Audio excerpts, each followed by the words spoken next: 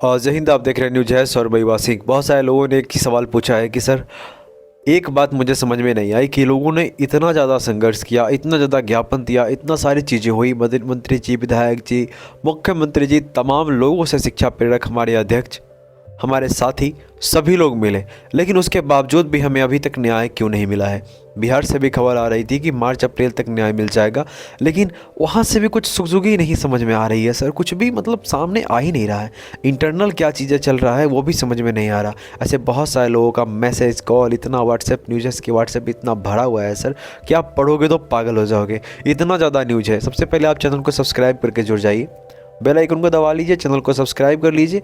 News short में सुन रहे हैं या न्यूज़ में जहाँ भी सुन रहे हैं, चैनल को सब्सक्राइब कर लीजिए और वीडियो को शेयर कीजिए ताकि उन लोगों तक पहुँच सके वीडियो जो लोग ये सवाल को जानना चाह रहे थे, जिनके मन में ये सवाल था कि अभी आखिरकार हुआ क्या है। क्योंकि बहुत सारे आपका कॉल आता है और कॉल का रिप्लाई करना हमारे लिए बहुत मुश्किल होता है सर। आप इतना 3 बार में 200-300 कॉल आता है, उसका रिप्लाई करना बहुत ही ज़्यादा मुश्किल है। चैनल सब्सक्राइब करके जुड़ जाइए। अब बात आते हैं, मुद्दा पे आते कि हुआ क्या अब तक, मतलब होना क्या चाहिए था, हुआ क्या और क्या हो रहा है। अगर लोग कह रहे हैं कि हाइड होकर के सारी चीज़ें हो रही है। एक शिक्षा प्रेरक ने पूछा था, बिहार के मधेपुरा ज़िले से हैं, कि सर लगातार व्हाट्सएप पे लोग एक दूसरे का साथ टिप्पणी कर रहे हैं कि इंद्रभूषण जी से भी हमें उम्मीद थी, उनसे भी उम्मीद थी, पर हुआ कुछ नहीं। क्या हो रहा है, नहीं हो रहा है। मैं आपको स्पष्ट रूप से बता देना चाहता हूँ कि सरकारें तक आपकी बात पहुंच चुकी है। हर सरकार आपके बारे में जानता है, चाहे वो बिहार हो, उत्तर प्रदेश हो, मध्य प्रदेश हो, राजस्थान हो, छत्तीसगढ़ हो, जहां भी है। शिक्षा प्रेरक के बारे में ऐसा कोई नहीं जो नहीं जानता है।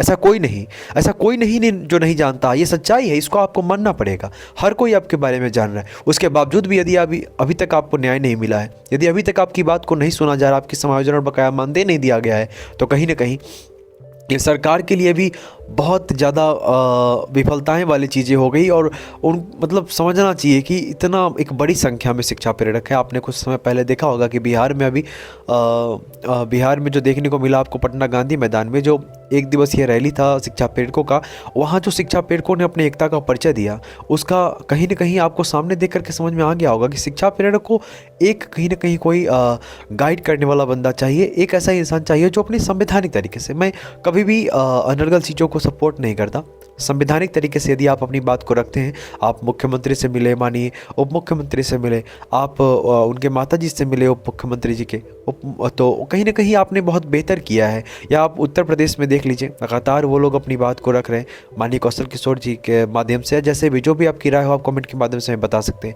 या फिर छत्तीसगढ़ में देख लीजिए, लगातार वहाँ पे आप समझ सकते हैं कि छत्तीसगढ़ में संदीप द्विवेदी जी करके वो नेतृत्व कर रहे हैं वहाँ का, और इतना ज़्यादा संघर्ष कि आपको मैं बता नहीं सकता। रिसेंट में आपने देखा होगा वहाँ पे कि वहाँ पे जो विधानसभा का घेराव के लिए जो पुलिस प्रशासन रोकी और सारी चीज़ें हुई, तो कहीं ना कहीं आपके बारे में ऐसा कोई नहीं है जो नहीं जानता है। शिक्षा प्रेरक के बारे में तमाम लोग जानता है, समन्वय के बारे में तमाम लोग जानता है कि किस राज्य में कितनी संख्या है, पूरे देश में कितनी संख्या है, कब तक काम किया, समाज के लिए क्या क्या योगदान दिया है आपने। और उससे बड़ी बात मैं आपको बता देना चाहता हूँ कि आपने देश हित में काम किया है, ये भी उनको पता है। उसके बावजूद भी आपको, उनको ये भी पता है कि आप 2000 रुपये मानदेय पे काम करते थे, और ये भी पता है कि अभी तक आपका बकाया मानदेय बाकी है, और उनको ये भी पता है कि आपकी उम्र ख़त्म हो गई है, और ये भी पता है कि आप अभी दर दर की ठोकने खा रहे हैं, मजदूरी कर रहे हैं, भटक रहे हैं। कहीं कोई कर कुछ ठेला चला रहा है, कहीं कोई ईंट भट्टे में काम कर रहा है, कहीं कोई मजदूरी कर रहा है, कहीं कोई बहुत ही तकलीफ पीड़ाओं से गुजर रहा है। बहुत सारे शिक्षा प्रेरकों के बारे में पता चला कि वो आत्महत्या जैसी भी गतिविधियाँ किए थे शुरू में, तो इसको न्यूज़ पुष्टि नहीं करता, लेकिन ये जाँच का विषय है। और मैं आपको बता देना चाहता हूँ कि बहुत सारी चीज़ें ऐसी भी हैं, ऐसी भी बहुत सारी चीज़ें हैं जो कहीं ना कहीं आपके और हमारे सामने नहीं आ रहा। आज आप देख सकते हैं कि बहुत सारे शिक्षा प्रेरक के पति डेथ कर चुके हैं, बीमारी की वजह से, किसी और वजह से भी। तो आज उनकी स्थिति, क्योंकि उनका पूरा परिवार इन्हीं पर डिपेंड था, पर 7 वर्षों तक 2000 रुपये मानदेय पे काम किया, उसके बाद सरकार हटा देती है। आप समझ सकते हो कितनी बड़ी विफलता है ये जीवन में। कहीं ना कहीं एक आपको हताश करने वाली चीज़ें थी जब शिक्षा प्रेरकों को 31 मार्च 2018 के बाद उनकी सेवा निरस्त कर दी गई। विदाउट एनी इन्फॉर्मेशन, कोई भी इन्फॉर्मेशन नहीं दिया गया था, और उसके बावजूद भी इनकी सेवा निरस्त कर दी गई। बीच में बहुत सारा सवाल आ रहा था ऐसा कि इसके पीछे का मंसूबा सरकार की क्या है। क्या सरकार चाहती है हम किसी विशेष कार्य में हमको समायोजित करे, या फिर हमें देखना नहीं चाह रही थी शिक्षा पीरियड को सरकार, क्योंकि ये किसी और सरकार की बहाली थी। तो ये हो सकता है ये सरकार की अपनी पॉलिसी है कि वो किस तहत अच्छा, बहुत सारे लोगों ने पूछा है कि सर शिक्षा जो पढ़ना लिखना अभियान था, साक्षरता अभियान था, उसको लेकर के और भी अन्य योजनाएं चलाई गई है जो सरकार अपनी रिपोर्ट वगैरह सबमिट कर रही है, और कि इतना ज़्यादा ये सारी चीज़ें हुई है, लिटरेसी रेट में इंक्रीज हुआ है, सारी चीज़ें हुई है। देखिए, मैं आपको बता देना चाहता हूं कि शिक्षा पीरियड से सिर्फ साक्षरता दर बढ़ाने का काम नहीं लिया गया। इनसे बिहार सरकार समेत अन्य राज्य की जो सरकारें हैं वो विभिन्न विभिन्न योजनाओं में काम लिया, चाहे वो शराबबंदी का उन्मूलन के लिए जागरूकता फैलाने का काम हो, चाहे सरकार की विभिन्न योजनाओं को धरातल पर लाने का काम हो, बेटी बचाओ बेटी पढ़ाओ जैसे अभियानों को सफल बनाने का काम हो, या फिर बहुत मानव श्रृंखला हो गया उसको सफल बनाने का काम हो, या फिर सरकार की तमाम ऐसे मतदाता जागरूकता अभियान हो। विभिन्न कार्य योजना में सरकार के कदम से कदम मिलाकर के शिक्षा प्रेरक समन्वयकों ने अपनी भूमिका निभाई है, उसके बावजूद भी सरकार उन पर ध्यान नहीं दे रही।